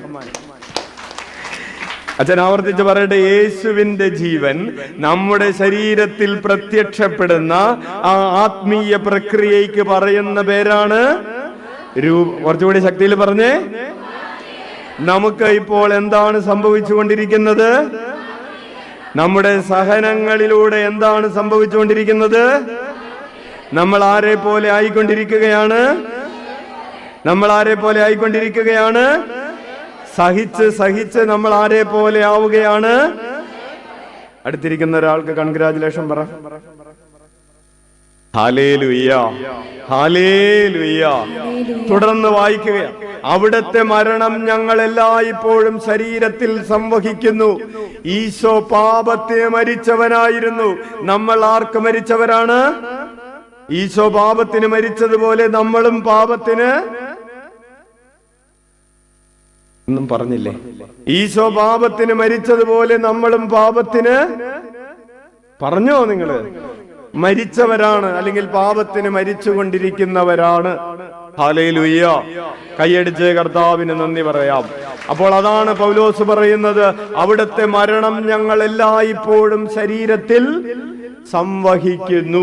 ഞങ്ങളുടെ മർത്യ ശരീരത്തിൽ യേശുവിന്റെ ജീവൻ പ്രത്യക്ഷമാകേണ്ടതിന്, വീണ്ടും അത് തന്നെ പറയാണ്, ഞങ്ങളുടെ മർത്യ ശരീരത്തിൽ യേശുവിന്റെ ജീവൻ പ്രത്യക്ഷമാകേണ്ടതിന് അവിടുത്തെ മരണം ഞങ്ങളുടെ മർത്യ ശരീരത്തിൽ യേശുവിന്റെ ജീവൻ പ്രത്യക്ഷമാകേണ്ടതിന് ഞങ്ങൾ ജീവിച്ചിരിക്കുമ്പോൾ യേശുവിനെ പ്രതി സദാ മരണത്തിന് ഏൽപ്പിക്കപ്പെടുന്നു.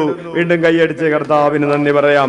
ആ വചനം കൂടെ വലതുകരം ഉയർത്തി വീശിക്കൊണ്ട് പറയാം, ഞങ്ങളുടെ മർത്യ ശരീരത്തിൽ യേശുവിന്റെ ജീവൻ പ്രത്യക്ഷമാകേണ്ടതിന് ഞങ്ങൾ ജീവിച്ചിരിക്കുമ്പോൾ യേശുവിനെ പ്രതി സദാ മരണത്തിന് ഏൽപ്പിക്കപ്പെടുന്നു.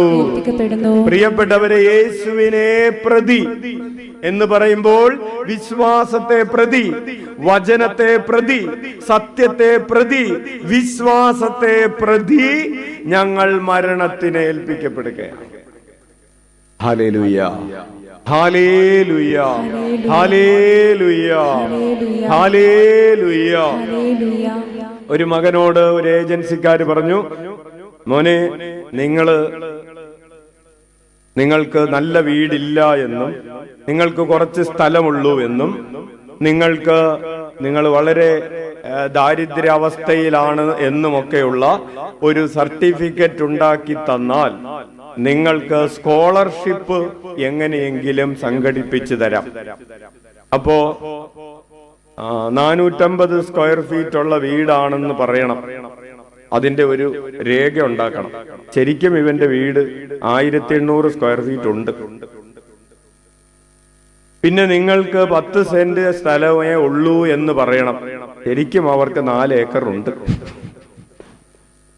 അപ്പോൾ ഇതെങ്ങനെയെങ്കിലും അങ്ങനെ ഒരു രേഖയൊക്കെ ഉണ്ടാക്കി ഒരു തട്ടിപ്പ് കാണിച്ച് നിങ്ങൾ ഒരു രേഖയുണ്ടാക്കി തന്നാൽ നിങ്ങൾക്ക് വിദേശത്ത് നിന്ന് ഒരു സ്കോളർഷിപ്പ് സംഘടിപ്പിച്ചു തരാം. വിദേശത്ത് പഠിക്കാനുള്ള സ്കോളർഷിപ്പാണ്. ഒരു ചെറിയ പൈസയൊന്നുമല്ല, 10-15 ലക്ഷം രൂപ കിട്ടും. നിങ്ങൾക്കിപ്പോ പ്രത്യേകിച്ച് ഒന്നും ചെയ്യാനില്ല. ഒരു 10-15 ആർക്കെങ്കിലും വില്ലേജ് ഓഫീസർക്കൊക്കെ കൊടുത്ത് അതൊന്ന് ശരിയാക്കി എടുത്താൽ മതി. ഇപ്പൊ നമ്മളിപ്പോ 1800 സ്ക്വയർ ഫീറ്റിലാണ് ഇവിടെ കിടക്കുന്നതെന്ന് 4 ഏക്കർ ഭൂമി ഉണ്ടെന്നൊന്നും പറഞ്ഞിട്ട് വലിയ കാര്യമൊന്നും ഇല്ലല്ലോ. ഇതിന്നൊന്നും ഇപ്പൊ കിട്ടുന്നില്ലല്ലോ എന്ന് പറയുമ്പോൾ നീ അതിന്റെ പിറകെ പോകുമോ ഇല്ലയോ?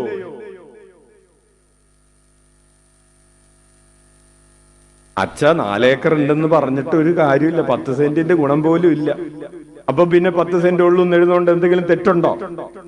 അത് മാത്രമല്ല, നമ്മുടെ സർക്കാരിനല്ലല്ലോ, അവിടുത്തെ സർക്കാരിനല്ലേ പറ്റിക്കുന്നത്. പ്രിയപ്പെട്ട കുഞ്ഞെ, നീ വിശ്വാസത്തെ പ്രതി, ഈശോയിലുള്ള സത്യത്തെ പ്രതി ആ ഒരു ലാഭം വേണ്ട എന്ന് നീ വെക്കുമ്പോ വിശ്വാസം പ്രായോഗിക തലത്തിലേക്ക് വരുന്നത് അങ്ങനെയാണ്. ആ ഒരു നന്മയാണെന്ന് അവര് പറഞ്ഞത് താൽക്കാലികമായി ഒരു വഞ്ചന. ആരെ ആയിക്കൊള്ളട്ടെ, ഞാൻ ഈശോയുടെ കുഞ്ഞാണ്, ഞാൻ ആ തിന്മയുടെ പ്രതിഫലം, ആ ഒരു തട്ടിപ്പിന്റെ പ്രതിഫലം എനിക്ക് വേണ്ട എന്ന് നീ വയ്ക്കുമ്പോൾ നിന്നിൽ പ്രത്യക്ഷപ്പെടുന്നത് ഈശോയുടെ ജീവനാണ്. അപ്പൊ അതാണ് പറഞ്ഞത്, ഞങ്ങൾ ജീവിച്ചിരിക്കുമ്പോൾ തന്നെ യേശുവിനെ പ്രതി മരണത്തിനേൽപ്പിക്കപ്പെടുന്നു. തന്നിമിത്തം ഞങ്ങളിൽ മരണവും നിങ്ങളിൽ ജീവനും പ്രവർത്തിക്കുന്നു. പൗലോസ് പറയുന്നത് തന്റെ സുവിശേഷ വേലയെ കുറിച്ചാണ്. പൗലോസ് സുവിശേഷ വേലയ്ക്ക് വേണ്ടി സഹിച്ച സഹനങ്ങളും അതുമൂലമുണ്ടായ അനുഗ്രഹങ്ങളും നമ്മൾ അടുത്ത ആഴ്ചയിൽ ധ്യാനിക്കുന്നതായിരിക്കും. നമ്മുടെ പ്രിയപ്പെട്ടവരെ, നമ്മുടെ ജീവിതത്തിലെ സഹനങ്ങള്, നമ്മുടെ ജീവിതത്തിലെ ത്യാഗം, ഒരപ്പൻ ഒരു വീട്ടിലെടുക്കുന്ന ത്യാഗം, വെളുപ്പിന് 2 മണിക്ക് എഴുന്നേറ്റ് റബ്ബർ വെട്ടാൻ പോകുന്നത് ഈ 2 മണിക്ക് കിടന്നിട്ട് ഉറക്കം വരാത്തത് കൊണ്ടാണോ? പിള്ളേര് ഉച്ചക്ക് 2 മണി വരെ കിടന്നുറങ്ങുമ്പോഴാണ് അപ്പൻ വെളുപ്പിന് 2 മണിക്ക് എഴുന്നേറ്റ് പോകുന്നത്.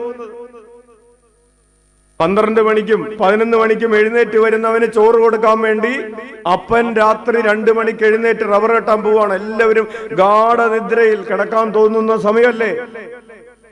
ചൂടൊക്കെ മാറി ഒരു ഇത്തിരി കുളിര് കിട്ടിയ സമയത്താണ് 2 മണി.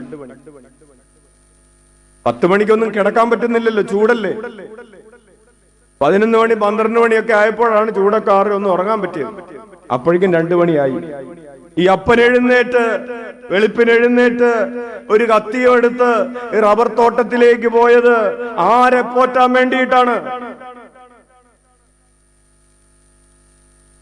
ഫാനിന്റെ അടുത്ത് നിന്ന്, AC-യുടെ അടുത്ത് നിന്ന് മാറാൻ തോന്നാത്ത സമയത്ത് ഒരമ്മ അടുക്കളയിൽ ഈ അടുപ്പിന്റെ അടുത്ത് നിന്ന് ഈ തീ കൂട്ടിയത് ആർക്ക് വേണ്ടിയിട്ടാണ്? പറഞ്ഞാ കേൾക്കാത്ത മക്കൾക്ക് വേണ്ടിയിട്ടോ, പള്ളി പോവാന്ന് പറഞ്ഞ, പ്രാർത്ഥിക്കണമെന്ന് പറഞ്ഞ, എടാ കടയിൽ പോയി ഒരു സാധനം മേടിച്ചുകൊണ്ട് പോവാന്ന് പറഞ്ഞ ചെയ്യാത്ത ചില മക്കൾക്ക് വേണ്ടി അടുപ്പിന്റെ അടുത്ത് നിന്ന് അമ്മ ഉരുകുകയാണ്. പ്രിയപ്പെട്ടവരെ, നമ്മുടെ സഹനങ്ങൾ എപ്രകാരം രക്ഷാകരമാക്കി മാറ്റാമെന്ന പഠനത്തിന്റെ ഒരു ആരംഭമാണ്, രാമുഖമാണ് അച്ഛൻ പറഞ്ഞുകൊണ്ടിരിക്കുന്നത്. അപ്പോൾ ഇങ്ങനെ സഹിച്ചുകൊണ്ട് നമുക്ക് സംഭവിക്കുന്നത്, സഹിക്കുന്നവന് സംഭവിക്കുന്നത്, സഹിക്കുന്നവൾക്ക് സംഭവിക്കുന്നത്, പ്രാർത്ഥിക്കുന്നവനും പ്രാർത്ഥിക്കുന്നവൾക്ക് മാത്രമല്ല രൂപാന്തരീകരണം, വചനം പ്രഘോഷിക്കുന്നവർക്ക് മാത്രമല്ല രൂപാന്തരീകരണം. നീ നിന്റെ കുടുംബത്തിൽ ഒരുപക്ഷെ ഒരു കട്ടിലിൽ തളർന്നു കിടന്ന് കൈയനക്കാൻ പറ്റാതെ, കാലനക്കാൻ പറ്റാതെ നീ സഹിച്ചുകൊണ്ടിരിക്കുകയായിരിക്കാം. നിന്റെ ആ സഹനത്തിൽ നിനക്ക് രൂപാന്തരീകരണത്തിന് സാധ്യതയുണ്ടെന്ന് പറയാനാണ് ഈ വചനമച്ഛൻ നിങ്ങളോട് പറയുന്നത്. ഉറക്കെ വിളിക്കാം, ഈശോയേ. നിന്റെ കണ്ണുനീര്, നിന്റെ നെടുവീർപ്പുകള്, നിന്റെ ഗദ്ഗതങ്ങള്, നിന്റെ വിലാപങ്ങൾ നിന്നെ രൂപാന്തരപ്പെടുത്തുമെന്ന് ഈശോ പറഞ്ഞു. കരയുന്നവർ ഭാഗ്യവാന്മാർ, അവർ ആശ്വസിപ്പിക്കപ്പെടും, അവർ രൂപാന്തരപ്പെടും. കണ്ണുകളടക്കം.